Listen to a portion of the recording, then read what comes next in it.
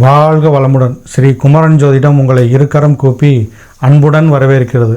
இந்த பதிவில் நம்ம எதை பற்றி பார்க்க போகிறோம்னா, ஜனவரி மாத ராசி பலனை பற்றி தான் இந்த பதிவில் நம்ம பார்க்குறோம். பொதுவாக ஸ்ரீ குமரன் ஜோதிடத்தை நீங்கள் சப்ஸ்கிரைப் பண்ணி வைங்க. உங்களுடைய ஆதரவு ஸ்ரீ குமரன் ஜோதிடத்துக்கு மிகுந்த ஒரு புத்துணர்ச்சி ஏற்படுத்தும். நம்ம இந்த பதிவுக்குள்ளே போகலாம்.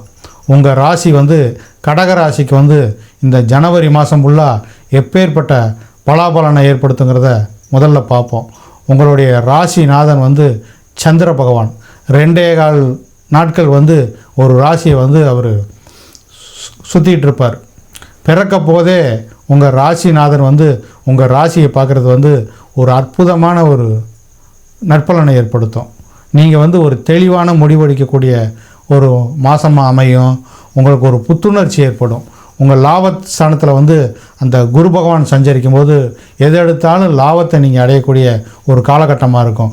உங்களுடைய சுக கர்மாதிபதி உங்களுக்கு 4ஆம் அதிபதியும் அவர் தான், 5ஆம் அதிபதி உங்களோட பூர்வ புண்ணியாதிபதி, அதே மாதிரி உங்களுடைய கர்மாதிபதி தொழில் காரகனான அந்த செவ்வாய் நீச்சமாகி உங்களுடைய ராசியில் இருக்கும்போது பார்த்தீங்கன்னா, ஒரு தொழிலில் ஒரு சின்ன ஒரு சர்க்கிள் இருந்தாலும் அதை ஒரு 15ஆம் தேதிக்கு மேலே அது வெற்றியடையக்கூடிய அவர் வக்கரமாகிற போது அவர் ரிவல்ஸ் பலனாக உங்களுக்கு ஏற்படுத்துவார். அந்த 12ஆம் இடத்துல 15ஆம் தேதிக்கு அப்புறம் அவர் ஒரு வக்கரமாக அமையும் போது உங்களுக்கு அதிலிருந்து நிறைஞ்ச பாக்கியத்தை நீங்கள் அடைவீங்க. அதே மாதிரி கேது பகவான் 3ஆம் இடத்துல கேது பகவான் இருக்கும்போது முயற்சியில் எந்த தடங்கள் உங்களுக்கு இருந்தாலுமே அந்த தடங்களை அந்த குரு பார்வையினால் லாப குரு பார்க்குறதுனால அதில் உங்களுக்கு முயற்சியில் வெற்றி அடையக்கூடிய ஒரு மாதமாக அமையும்.